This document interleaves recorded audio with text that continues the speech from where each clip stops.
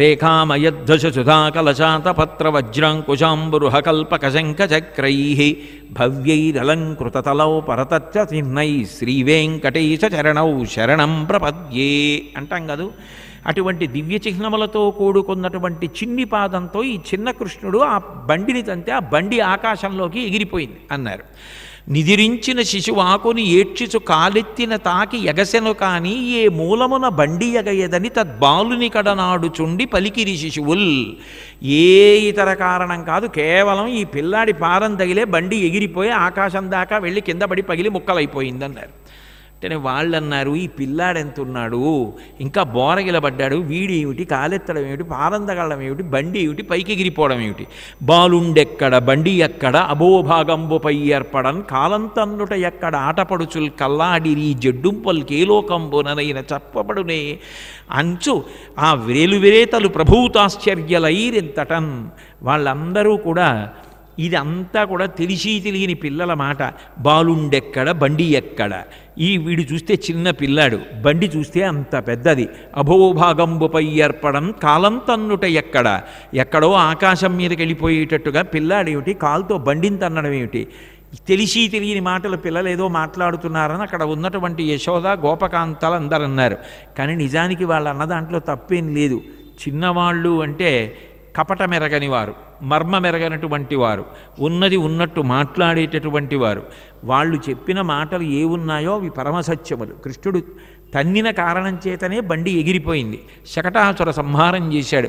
నిజానికి శకటము అంటే వేరొకటి కాదు. శకటము అంటే ఒక చోటు నుంచి ఒక చోటుకి వెళ్ళడానికి పనికొచ్చేటటువంటి ప్రయాణ సాధనం. దీనికి మర్త్యలోకము అని పేరు. మర్త్యలోకము అన్న నియమం ఎందుకు వచ్చిందో చెప్తారు. ఏ శరీరంతో ఈ లోకంలోకి వచ్చామో ఆ శరీరాన్ని విడిచిపెట్టి వెళ్ళిపోవాలి తప్ప శరీరంతో వెళ్ళడానికి వీలు కాదు ఊర్ధ్వలోకాలకి. అటువంటిది ఇక్కడ కేవలము సుఖము ఉండదు, కేవలము దుఃఖము ఉండదు. కొంత పాపానికి ఫలితాన్ని అనుభవించాలి, కొంత పుణ్యానికి ఫలితాన్ని అనుభవించాలి. కాబట్టి కొంత సుఖము ఉంటుంది, కొంత దుఃఖము ఉంటుంది. రెండిటినీ కూడా అనుభవించవలసినప్పుడే ఈ లోకంలోకి వస్తారు జీవులు. కాబట్టి ఇక్కడికి వచ్చినప్పుడు సుఖదుఖములు అనుభవించడానికి ఒక శరీరం ఉండాలి, ఒక ఉపకరణం ఉండాలి. ఇక్కడి నుంచి ఇక్కడ వరకు అంటే ఏదో ప్రయాణం చూడండి, ఇప్పుడు నేను బయలుదేరి ఇక్కడికి చేరినట్టుగా వీడు జీవితంలో ఇక్కడి నుంచి ఇక్కడ వరకు ఇన్ని కష్టాలు, ఇన్ని సుఖాలు అనుభవించడానికి, కొత్త పుణ్యం చేసుకోవడానికి వీడికి అంటూ ఒక ఉపకరణం కావాలి. ఆ ఉపకరణమే శరీరం. ఇది ఉంటే ఏమవుతుంది, దీంతో పాప ఫలితంగా దుఃఖాన్ని అనుభవిస్తాడు, పుణ్య ఫలితంగా సుఖాన్ని అనుభవిస్తాడు. ఇది ఎంతకాలం ఉండాలి ఈ శరీరం అంటే కేవల పుణ్యమే ఉందనుకోండి, దేవతగా ఉండి పుణ్యాలకి ఫలితంగా సుఖాలను అనుభవించాలి. అందుకే త్రిదశులు అంటారు. ఎప్పుడూ 30 ఏళ్ల వయస్సులో ఉండేవాళ్ళుగా వాళ్ళు భోగాలను అనుభవిస్తూ ఉండాలి, అప్పుడు శరీరం కావాలి. కేవల పాప ఫలితాన్నే ఎక్కువ అనుభవించాలనుకోండి, తిరియక్కై భూమికి వెన్నుపాం అడ్డంగా ఉండే ప్రాణిగా పుట్టాలి. పాపపుణ్యముల యొక్క ఫలితాలు రెండిటినీ సుఖదుఖములుగా అనుభవించవలసి వస్తే మనుష్య శరీరంతో మర్త్యలోకంలోకి రావాలి. కాదు, ఇక అసలు అనుభవించడానికి పాపము లేదు, అనుభవించడానికి పుణ్యము లేదు, రెండూ పోయాయి. దేనివల్ల పోయాయి? జ్ఞానాగ్ని దగ్ధకర్మాణం. ఎవరైతే ఆ జ్ఞానమును పొందాడో ఆయనకి అంతటా కృష్ణమయం జగత్ బహూనాం జన్మనామంతే జ్ఞానవాన్ మాం ప్రపద్యతే వాసుదేవ సర్వమితి సమహాత్మా సుదుర్లభ అంటాడు. అటువంటి జ్ఞానమును పొందినవాడు జ్ఞానాద్దేవత కైవల్యం. దాని చేత జీవన్ముక్తుడై ఇక్కడే బ్రతికుండగానే మోక్షాన్ని పొందుతాడు. అంటే ఇక ఆయన ఆఖరిసారి శరీరంలో ఉన్నాడు కాబట్టి ఆఖరిసారి అది పతనం అయిపోతుంది. ఇక మళ్ళీ శరీరంలోకి రావలసిన అవసరం ఉండదు. శరీరంలోకి రావలసిన అవసరము లేదు అంటే జనన మరణ చక్రము నుండి విడుదల పొందాడు. విడుదల పొందడానికే మోక్షము అని పేరు. అంటే ఈ శరీరము లేకుండా చెయ్యగలిగిన వాడెవరు? పరమాత్మ. అంటే పరమాత్మ ఎందుకు చేస్తాడు? భక్తితో కూడిన కర్మాచరణము ముందు జరగాలి. అందుకే అంటాడు గీతలో, తస్మాత్ శాస్త్రం ప్రమాణంతే కార్యాకార్య వ్యవస్థితవు. నువ్వు ఒక పని చెయ్యాలా చేయకూడదా అంటే మన స్వంత బుద్ధితో కాదు, శాస్త్రము ప్రమాణము. శాస్త్రం అంటే శాసనాత్ శంసనాత్ ఇది శాస్త్ర. వేదము శాస్త్రము. వేదము ఎట్లా చెప్పిందో ఆ పనిని అట్లాగే చెయ్యాలి. అందుకే శంకరాచార్యులు వారు అవతార పరిసమాప్తి చేస్తూ మహాసముద్రం అంత వాంగ్మయాన్ని ఇచ్చారు. సంక్షిప్తంగా చెప్పండి అంటే ప్రతిరోజు కూడా వేదో నిత్యమధీయతాం తదిజితం కర్మస్వనుష్ఠీయతాం. రోజు వేదాన్ని పరిశీలించండి. వేదములో ఎట్లా చెప్పబడిందో కర్మానుష్ఠానము అట్లాగే చెయ్యండి. శాస్త్రము ఎట్లా చెప్పిందో అట్లా కర్మలను అనుష్ఠించుటయే భక్తి. అట్లా భక్తితో చెయ్యగా చెయ్యగా చెయ్యగా చెయ్యగా ప్రీతి పొందినటువంటి పరమేశ్వరుని అనుగ్రహము వలన చిత్తశుద్ధి కలిగి చిత్తశుద్ధి పాత్రతయే పాత్రత వలన జ్ఞానమును పొందితే ఆ జ్ఞానము వలన ఇక మళ్ళీ పుట్టవలసిన అవసరాన్ని పోగొట్టుకుని పునరావృత్తి రహిత శాశ్వత శివసాయుధ్య స్థితిని పొందడానికే మోక్షము అని పేరు. అటువంటి మోక్షమును పొందాడు అంటే ఇక మళ్ళీ శరీరంతో రావలసిన అవసరాన్ని పోగొట్టేసుకున్నాడు. ఇక శరీరము లేదు, ఇక రాదు అంటే ఇక శరీరము లేకుండా తాను జనన మరణ చక్రము సంసారము నుండి విడుదల పొందుటకే మోక్షము అని పేరు. అటువంటిది ఇవ్వగలిగిన వాడు కృష్ణ పరమాత్మ. ఆయన యొక్క పాదముల యందు భక్తితో ఆయన చెప్పినట్లు కర్మ చేసిన వాడెవరో వాడు జ్ఞానమును పొంది మోక్షమును పొందుతాడు. ఇది చెప్పడం ఆ లీల యొక్క ప్రధానమైనటువంటి సారం. ఆ భక్తి జ్ఞానిని కూడా విడిచిపెట్టదు. తెలిసో తెలియకో భక్తి భక్తే. భక్తి యొక్క గొప్పతనం భక్తిదే. అందుకే శంకర భగవత్పాదులంతటి వారు అంతటి మహాజ్ఞాని అయిన ఆయన కూడా ఎప్పుడూ భక్తిని విడిచిపెట్టలేదు. సరికదా, ఆయనే భక్తి యొక్క గొప్పతనం చెప్పారు. ఆనందాశ్రుభిరాతనోతి పులకం నైర్మల్యతశ్చాదనం వాచా శంఖముఖస్థితైశ్చ జఠరా పూర్తిం చరిత్రామృతై రుద్రాక్షైర్భసితేన దేవ వపుషో రక్షాం భవద్భావనా పర్యంకే వినివేశ్య భక్తి జననీం భక్తార్భకం రక్షతి. చంటి పిల్లవాణ్ణి అమ్మ ఎలా కాపాడుకుంటుందో భక్తుణ్ణి భక్తి అన్న తల్లి అట్లా కాపాడుకుంటుంటుంది. కాబట్టి ముందు భక్తి అంటే భగవంతుని యందు ఉండవలసిన ప్రేమ. ప్రేమ ఎవరి యందు అన్వయం అవుతోందన్న దాన్ని బట్టి దాని యొక్క పేరు మారుతూ ఉంటుందంటే శిష్యుల యందు ప్రేమ వాత్సల్యము, గురువు యందు ప్రేమ భక్తి, తల్లి యందు ప్రేమ మాతృభక్తి, తండ్రి యందు ప్రేమ పితృభక్తి, దేశమునందు ప్రేమ దేశభక్తి. ఎవరో చాలా కష్టంలో ఉన్న వాళ్ళని చూసి మనసు కదిలిపోయి ప్రేమ ఏర్పడి ఉపకారం చేశాడు దయ.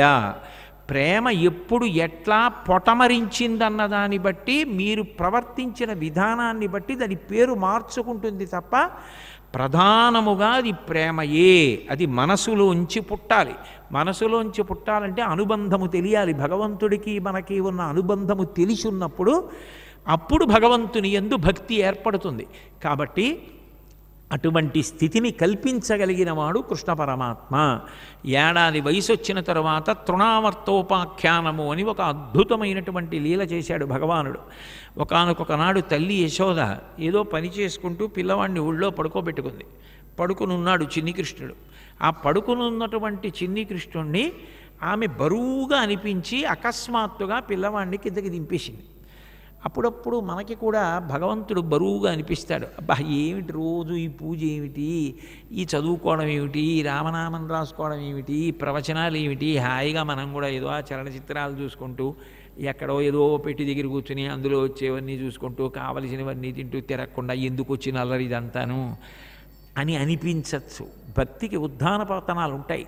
అప్పుడప్పుడు బరువు అనిపించవచ్చు. కానీ మళ్ళీ అది బరువు కాదు, అది నాకు రక్షణ అన్న భావన కలగాలంటే కాదు కాదు ఈశ్వరా నువ్వు నాకు కావాలన్న ఆర్తి ఏర్పడితే ఆయనే తనని తాను మనకి దక్కేట్టు చేసుకుంటాడు.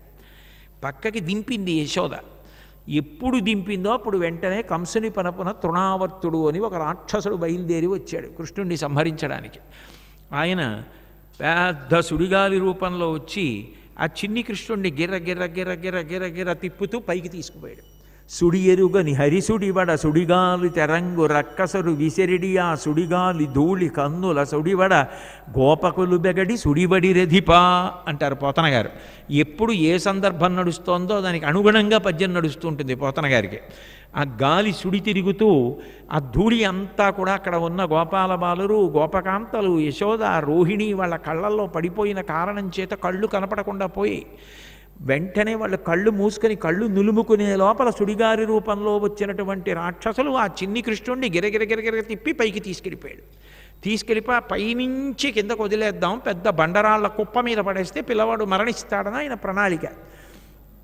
ఈలోగా యశోద ఇక్కడ పెట్టి తింతనయుడిక్కడ ఆడుచునుండే గాలి తానెక్కడ నుండి వచ్చే శిశువెక్కడి మార్గము పట్టిపోయనేడెక్కడ చొత్తునంచు వసితేక్షణ క్రేపు తెరంగు కిన్నయై ప్రొక్కుచుబాలు గోవు క్రియ భూస్థలివాలె దురంత చింతయై. ఒక దాంట్లో నిమగ్నమైపోయి రచన చేయడము అంటే అది. ఆ మాటలు, ఆ పద్యాలు అలా పడ్డం. మహానుభావుడికి ఆయనకి అట్లా పడ్డాయి. గజేంద్రమోక్షణ ఘట్టంలో ఆయన మొసలి ఏనుగు కాలు గట్టిగా పట్టుకుని ఉన్నటువంటి స్థితిని వర్ణిస్తూ అన్నీ మత్తేభాలే. మత్తేభం అంటే ఏనుగు. ఏనుగు కష్టంలో ఉంది కాబట్టి పద్యాలు మత్తేభ వృత్తంలో పడిపోయాయి. వరుస పడిపోయి పద్యం చివరి పాదంలో ఒక చోట అంటారు, నక్రము విక్రమించ కరిపాదాక్రాంత నిర్వక్రమై అని రాశారు. నక్రము విక్రమించే అంటే మొసలి విక్రమించి గట్టిగా ఆ ఏనుగు యొక్క పాదాన్ని పట్టేసుకుంది, కదలకుండా పట్టేసుకొని నవిలేస్తోంది. అలా ఎందుకు పడాలి అంటే క అన్న తెలుగు అక్షరం మీరు చూస్తే అది ఇంగ్లీష్లో ఎస్ లాగా ఉంటుంది. తెలుగు కా మీ అందరికీ తెలుసు. ఆ కా బొద్దుగా ఏనుక్కాల్లో ఉంటుంది. దాని కింద రావత్తు రేపం వేశారనుకోండి, మొసలి నోరు తెరిచి పట్టుకున్నట్టుగా ఉంటుంది. ఎందుకంటే ఏనుగు గట్టెక్కేద్దామని చూస్తోంది, మొసలి ఎక్కకుండా అడ్డుపడదామని చూస్తోంది. కరిదిగుచు మకరి సరసికి కరిదరికి నిమకరి దిగుచు కరి కరి గర కరి కరి పెరయన్ కరికి మకరి మకరికి కరి భరమనుచును అతల కుతల భతుల దొరుపడెన్. ఆ ఏనుగు కాలెత్తి వెళ్ళిపోదాం అనుకుంటుంటే అడుగు నుంచి వచ్చి పట్టుకుని ఇంకా కాలు కింద పెట్టడానికి లేదు, కొరికేస్తోంది. 3 కాళ్ళ మీద నిలబడలేక కింద పడిపోతోంది ఏనుగు, పొట్ట కొరుకుతోంది. అప్పుడు ఆ ఏనుగు పడుతున్న బాధ పోతన గారి మనసు కదిలిపోతోంది అనువాదంలో. అందుకని నక్రము విక్రమించకరి పాదాక్రాంత నిర్వక్రమై, కాకింద రావొత్తలా పడిపోయింది అంతే వరుసగా. అంటే ఏనుగు పాదం కింద పట్టుకున్న మొసలి నోరు ఆయనకి కనపడుతోంది. పద్యంలో ఆఖరి పాదం అంతా అలాగే పడిపోయింది. అది కవిత్వం అంటే. అంతగా ఆ సన్నివేశమునందు పరకాయ ప్రవేశం చేసేసి తాను అనుభవిస్తుంటే ఆగకుండా ఘంటం వెళ్ళిపోయింది. కాయలు కాసిపోయినవిలే అరిచేతులు రాతఘంటపున్ రాపిడి చేతనో కరకు నాగలి మేడిని పట్టి సెజ్జముంచేయుట చేతనో కవికృషీవల నీ వ్యవసాయ దీక్ష కాహాయని ఇంతలేసి కనులర్పక చూసి రిలేది వౌకసుల్. పోతన గారు మీ చేతులు కాయలు కాసేసాయి, భాగవతాన్ని అలా గంటం పట్టుకొని రాయడం చేతన, నాగలి పట్టి భూమిని దున్నడం చేతన, దీని చేత ఏ కారణం చేత అని దేవతలు అదే పనిగా మీ చేతుల వంక చూడ్డంలో కనురెప్ప వేయడం మర్చిపోయారు. అందుకు దేవతలకి కనురెప్ప పడదు అనడానికి కారణం. అంటే పోతన గారి రచన అంత గొప్పగా ఉంటుందన్నారు కరుణశ్రీ గారు. మహానుభావుడు అంత గొప్ప రచన చేశారు. తెలుగు జాతికి భిక్ష పెట్టారు భాగవతాన్ని. ఆయన రుణం ఎలా తీర్చుకుంటాం అసలు పోతన గారి? ఆయన పద్యాలు చెప్పుకుంటే చాలు, ఆయన పద్యాలు చదువుకుంటే చాలు, అదే మనకి శ్రీరామ రక్ష. కాబట్టి ఆ చిన్ని కృష్ణుణ్ణి పైకంటా పట్టుకుపోయాడు. పట్టుకుపోతే ఆ యశోద వెంటనే తల్లి యొక్క ఆరాటం ఎలా ఉంటుందో పద్యం అలాగే పడింది. తల్లి అప్పుడేదో పెద్ద ప్రార్థనా శ్లోకాలు ప్రవచనం అలా ఉండదు కదా. వెంటనే కళ్ళు తెరుచుకొని ముందు పిల్లాడి కోసం వెతుక్కుంటుంది. ముందు పిల్లాడు కనపడకపోతే ఏరుకుంటున్న బియ్యం చాట బియ్యం ఏదో అవి కాదు ముందు చూసేది. పిల్లాడేడి, ఇక్కడే పెట్టానే అంటుంది. ఇక్కడే పెట్టానే కృష్ణుణ్ణి, ఏడి ఇక్కడ పెట్టి తింతనయుడిక్కడ నాడుచునుండె గాలి తానెక్కడ నుండి వచ్చే శిశువెక్కడి మార్గము పట్టిపోయే నేడెక్కడ చొత్తునంచు అసితేక్షణ క్రేపు తెరంగు ఖిన్నయై ప్రొక్కుచుమాలు గోవు క్రియ భూస్థలివాలె దురంత చింతయై. ఎక్కడి ఉపమానమో! పల్లెటూరు కదూ, వ్యవసాయం చేసిన మహానుభావుడు కదూ. బాలరసాలసాల నవపల్లవ కోమల కావ్యకన్యకన్ కూడులకిచ్చి ఆ పడుపు కూడు భుజించట కంటే సత్కవులు హాలికులైననేమి గహనాంతర సీమల కందమూల గౌద్ధాలికులైననేమి నిజదారసుతోదర పోషణార్థమై అని చెప్పుకున్న మహానుభావుడు. లోకంలో ఎక్కడైనా జరిగిందండి అటువంటి సందర్భం? పోతన గారు భాగవతాన్ని రచన చేస్తుంటే ఒకనాడు ఆయన ఎందుకో అంకితం ఇవ్వండి అని ఒత్తిడి వస్తే మాట్లాడలేదు. ఇంకా ఎంతకని చెప్తానులే నేను ఇవ్వనని అని. ఇచ్చేస్తాడేమో అని భయపడిపోయింది సరస్వతీదేవి. అసలు లోకంలో ఏ కవికైనా అది సంభవించిందా? రాత్రి పాకలో పోతన గారు పడుకుంటే అంతకన్నా పెద్ద ఇల్లేం కాదు ఆయనకి. పడుకుంటే ఎవరో ఒక స్త్రీ విమలపటి కమలకుటి పుస్తక రుద్రాక్షస్తహస్తపుటి కామాక్షి పక్ష్మలాక్షి కలిత విపంచి విభాసి వైరించి సర్వశుక్లా సరస్వతి కదా, ఆయనే చెప్పిన పద్యం కదా. 11 సరస్వతీ మంత్రాలని కలిపి తెల్లటి బట్ట కట్టుకుని తెల్లటి సరస్వతి శారద నీరదిందు ఘనసార పటీరమరాళ మల్లికాహార తుషారఫేన రజతాచలకాశ ఫణీశ కుంద మందార సుధా పయోధిసిత తామర సామర వాహినీ శుభాకారత నొప్పు నిన్ను మది కానగనెన్నడు కల్గు భారతి అన్నారు కదూ. తెల్లటి బట్ట కట్టుకున్న ఒక స్త్రీ విక్కిళ్ళుస్తూ ఏడుస్తున్నట్లుగా అనిపించింది. లేచి దీపం పెట్టి చూశారు ఎవరని. ఆమె ఏడుస్తుంటే కాటుక కంటి నీరు ఆమె యొక్క వక్షస్థలం మీద పడి తెల్లటి బట్ట నల్లగా అయిపోయింది. ఆయన గుర్తుపట్టారు సరస్వతీదేవి ఏడుస్తోందని. అమ్మ, భాగవతాన్ని పట్టుకెళ్ళి రాజులకు అంకితం ఇచ్చి కానుకలు పుచ్చుకుంటాననుకున్నావా?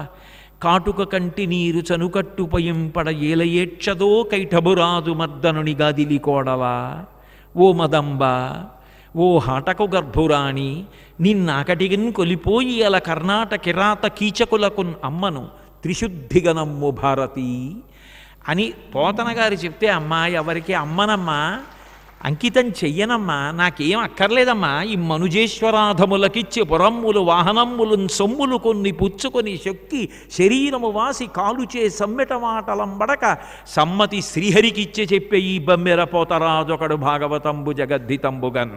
నాకే కోరికలు లేవు, నేనేం కోరుకోవట్లేదు.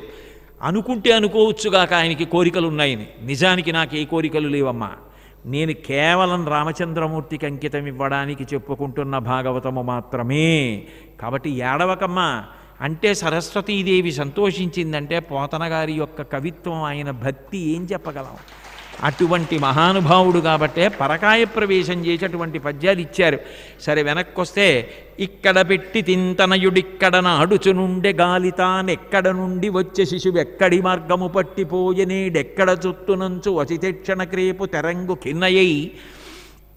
ఇక్కడ పెట్టానే పిల్లాన్ని, ఎక్కడి నుంచి వచ్చింది సుడిగాలి, ఎలా ఎత్తుకుపోయింది పిల్లాన్ని, ఎక్కడికని నేను ఇప్పుడు వెడతాను అని చెప్పి ఆమె విపరీతమైనటువంటి శోకాన్ని పొందేసి దిక్కు దారి తెలియకుండా పిల్లాడు ఎటు వెళ్ళిపోయాడో తెలీదు, కానీ ఆమె మాత్రం పరిగెడుతోంది. ఎలా పరిగెడుతోందిట అంటే దూడ కోసం ఆవు పరిగెత్తినట్టు. బహుశా ప్రపంచంలో ఇంకా అంతకన్నా ఉపమానం ఉండదు. అది చెప్పడానికి నాకు బాధగా కూడా ఉంటుంది, ఎందుకంటే గోశాలతో బాగా పరిచయం ఉన్నవాడిని కాబట్టి నాకు తెలుసు. ఆవుల్ని బయటికి వదిలినప్పుడు ఒక్కొక్కసారి ఎక్కడో ఈనేస్తే దూరంగా ఈనితే ఆ దూడని పట్టుకుని ముందు నడుస్తుంటే ఆవు ఎంత దూరం నుంచి అయినా సరే అప్పుడే ఈనిన ఆవు వెనక ఇంకా మావి పడుతూ ఉంటుంది. కుక్కలు ఆ మావి కోసం వెంట పడుతుంటాయి. వెనక్కి తిరిగి ఒక పక్క నుంచి కొమ్ములతో అదిల్చి కుక్కల్ని తోలుకుంటూ తాను ఆగితే దూడ వెళ్ళిపోతుందేమో అని సంధిబంధములు ఎంత సడలిపోయి ఉంటుందో ఆగకుండా దూడ వెనకాతల అలాగే వచ్చి దూడనక్కడ పెట్టగానే మాంసాహారి కాకపోయినా నాలుకతో నాకేసి ఆనందపడిపోతుంది. బిడ్డ పట్ల గోవుకుండేటటువంటి ప్రేమ అనిర్వచనీయం. ఆ బిడ్డ కోసం దూడ కోసం ఆవు ఎలా పరిగెడుతుందో చిన్ని కృష్ణుడి కోసం యశోద అలా పరిగెత్తింది. క్రేపు తెరంగు కిన్నయ్యి ప్రొక్కుచువాలు గోవు క్రియ భూస్థలివాలి దురంత చింతయ్యి. అపారమైన శోకంతో పైకి చూస్తూ పరిగెత్తడంలో తన్నుకుని నేల మీద పడిపోయి కృష్ణ కృష్ణ కృష్ణ అని ఏడుస్తుంటే కోరేవాడు ఉంటే ఆయన పలుకుతాడు, అయ్య పిచ్చమ్మా నన్నెవడేం చేయగలడమ్మా అని హరికరతల పీడనమున పరవశుడై రాల మీద భగ్నంగా కొడై సురవైరి భటుడు కూలెను పురభంజను గోల కూలు పురముంబోలెన్. పిల్లవాడిని పైకి తీసుకెళ్ళి వదిలేద్దామని రాక్షసుడు అనుకున్నాడు. పిల్లల్ని అంత ఎత్తు తీసుకెళ్ళిపోతుంటే భయపడిపోయి గట్టిగా కంఠం పట్టేసుకున్నట్టుగా ఆ చిన్ని కృష్ణుడు భయపడిపోయిన వాళ్ళ ఆ రాక్షసుడి యొక్క కంఠాన్ని 2 చేతులతో గట్టిగా బిగించి పట్టుకుని ఒక్కసారి బరువు పెరిగిపోయాడు. అణోరణీయాన్ మహతో మహీయాన్ సర్వము ఆయన ఎందున్నాయి. అంత బరువు పెరిగిపోయేటప్పటికి ఆ రాక్షసుడు భరించలేకపోయాడు బరువు. వదలరా నన్ను వదలరా నన్ను వదలరా అని అరుస్తున్నాడు. ఆ పై నుంచి రాక్షసుడు వచ్చి రాళ్ల కుప్ప మీద పడిపోవడంలో ముక్కలైపోయి రాక్షసుడి యొక్క శరీరం తునాతునకలైపోయింది. ఈయన మాత్రం ఏమీ తెలియని పిల్లవాళ్ళ చక్కగా ఏడుస్తూ ఆడుకుంటున్నట్టుగా అక్కడ ఉన్నాడు. ఆ తల్లి యశోద పరిగెత్తుకొచ్చింది. ఏ అమాయకత్వం అయితేనే ఆయన్ని రక్షించుకోవాలని ఎంత తాపత్రయం! గత జన్మంబులనేమి చేసితిమో, యాగశ్రేణులేమేమి చేసితిమో, ఎవ్వరికేమి పెట్టితిమో, సత్యంబులనేమి పల్కితిమో, ఏ సిద్ధాశ్రమమునం త్రొక్కితిమో, ఇప్పుడు చూడగంటిమిచటన్ కృష్ణార్భకున్ నిర్భయున్. ఒక్కొక్క పుణ్యం చేసి కాని తెలియక కానీ తెలిసి కాని చేసినవి ఎంత రక్షిస్తాయో చెప్తున్నారు. గత జన్మంబులనేమి చేసితిమో, యాగశ్రేణులు ఏమేమి చేసితిమో, ఎటువంటి యాగాలు చేసి దేవతలకు అన్నం పెట్టామో స్వాహ అంటూ, యాగశ్రేణులు ఏమేమి చేసితిమో, ఎవ్వరికేమి పెట్టితిమో. ఒక్కొక్క మహాత్ముడు ఉంటాడు, ఆయనకేం కోరిక, ఆయన ఏం కోరుకుని తిరిగే మనిషి కాడు. ఊరక రారు మహాత్ములు వా రథముల ఇండ్ల కడకు వచ్చుటెలెల్లన్ కారణము మంగళములకు, మీరొచ్చుట శుభము మాకు నిజము మహాత్మా అంటాడు గర్గుడు. అటువంటి భక్తి తత్పరుడైన వ్యక్తి ఇంటికి రావడం, ఇంట్లో అడుగు పెట్టడం అంటే పూజామందిరంలో ఉన్న భగవంతుడు కూడా తలెత్తి చూస్తాట, ఇన్నాళ్ళకి కదురా ఒక భాగవతోత్తముడు ఇంటికి వచ్చాడని.